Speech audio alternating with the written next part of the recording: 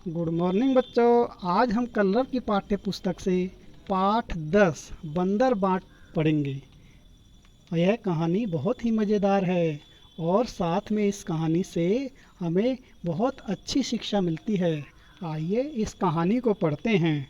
काली बिल्ली बोली, बिल्ली बहन नमस्ते। सफ़ेद बिल्ली बोली, नमस्ते बहन नमस्ते। काली बिल्ली, अच्छी तो हो? सफ़ेद बिल्ली, अच्छी क्या हूँ, भूखी हूँ, खाने को कुछ ढूंढ रही हूँ। काली बिल्ली, मैं भी भूखी हूँ। सफ़ेद बिल्ली, मुझे कहीं से रोटी की महक आ रही है। काली बिल्ली, हाँ बहन, आ तो मुझे भी रही है। सफ़ेद बिल्ली, वो देखो मेज़ पर रोटी है, मन कर रहा है लपक लूँ, पर डर लगता है। काली बिल्ली, तू डर, मैं तो लेने चली। काली बिल्ली रोटी लपक कर भागने लगी। सफ़ेद बिल्ली, अरे ठहर, रोटी लेकर कहाँ भाग रही है? मेरी रोटी मुझे दे। काली बिल्ली, तेरी रोटी? रोटी तेरी कैसे? सफ़ेद बिल्ली, मुझे तुझे रोटी मैंने ही दिखाई थी। काली बिल्ली, नहीं, रोटी मैंने लपकी थी, मैं रोटी नहीं दूंगी। सफ़ेद बिल्ली, मैं तुझे रोटी नहीं ले जाने दूंगी। काली बिल्ली, मेरा रास्ता छोड़ो, मैं तुम्हें रोटी नहीं दूंगी। दोनों झगड़ती हैं, एक दूसरे पर गुर्राती हैं। तभी बंदर का प्रवेश होता है। बंदर, तुम दोनों क्यों झगड़ रही हो? मेरी रोटी कहकर दोनों चिल्ला भी रही हो। रोटी किसकी है, इसका फैसला मैं कर देता हूँ, आओ मेरे साथ। बंदर रोटी अपने हाथ में लेकर चलता है। दोनों पीछे पीछे चलती हैं। बंदर मेज पर आकर बैठ जाता है। बिल्लियाँ मेज के सामने इधर उधर खड़ी हो जाती हैं। बंदर सफ़ेद बिल्ली से, बोलो, तुमने क्या कहना है तुमको? सफ़ेद बिल्ली, श्रीमान जी, रोटी पहले मैंने ही देखी थी, इसलिए रोटी पर पूरा अधिकार मेरा है। बंदर काली बिल्ली से, बोलो, तुमको अपने पक्ष में क्या कहना है? काली बिल्ली, श्रीमान जी, रोटी लेने मैं झपटी थी, इसलिए रोटी मेरी है। बंदर, क्या तुम दोनों को का कोई गवाह है? दोनों बिल्लियाँ, जी नहीं, कोई नहीं। बंदर, जब कोई गवाह ही नहीं तो किसकी बात सच मानूं? मेरा फैसला है कि रोटी तोड़कर आप दोनों को बराबर बराबर बांट दी जाए। मेरे पास धर्म कांटा भी है।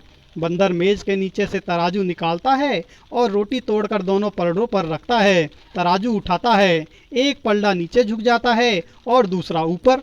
बंदर, यह टुकड़ा कुछ भारी निकला, इसे खाकर कुछ हल्का कर देता हूँ। फिर तराजू उठाता है, अब दूसरा पलड़ा भारी हो जाता है।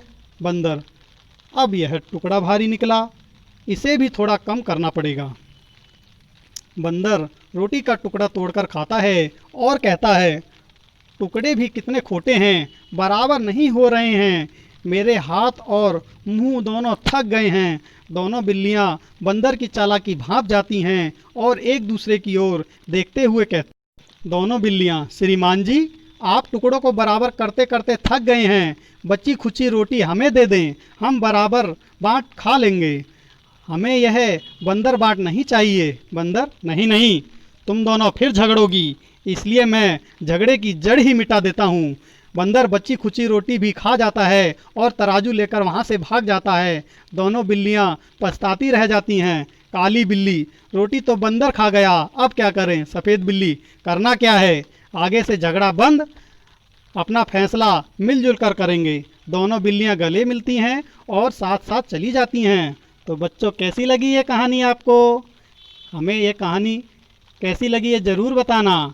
और इस कहानी से हमें क्या शिक्षा मिलती है? हमें कभी आपस में नहीं झगड़ना चाहिए। अगर हम आपस में झगड़ेंगे तो कोई बाहर का तीसरा बंदर आकर उसका लाभ उठा लेगा। इसीलिए हमें मिलजुल कर रहना चाहिए।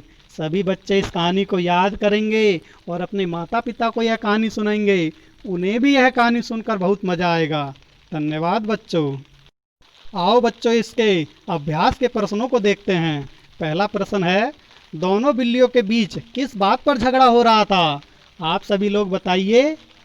दोनों बिल्लियों के बीच रोटी को लेकर झगड़ा हो रहा था। दूसरा प्रश्न है, झगड़े को निपटाने के लिए बंदर ने क्या किया? बताओ बच्चों। झगड़े को निपटाने के लिए बंदर ने बोला, चलो मैं इसका फैसला कर देता हूँ, मैं यह रोटी को दोनों में बराबर बराबर बांट देता हूँ। बंदर की जगह तुम होते तो रोटी किस बिल्ली को देते और क्यों? बताओ बच्चों प्रश्न 3 को। इसका उत्तर आपको खुद ही बताना है। आइए चौथे प्रश्न को देखते हैं। बिल्लियों ने अंत में क्या निर्णय लिया? बिल्लियों ने अंत में यह निर्णय लिया कि हम अब आपस में नहीं झगड़ेंगे और मिलजुल कर रहेंगे। ठीक है बच्चों, ऐसे ही सभी को मिलजुल कर रहना चाहिए। धन्यवाद बच्चों।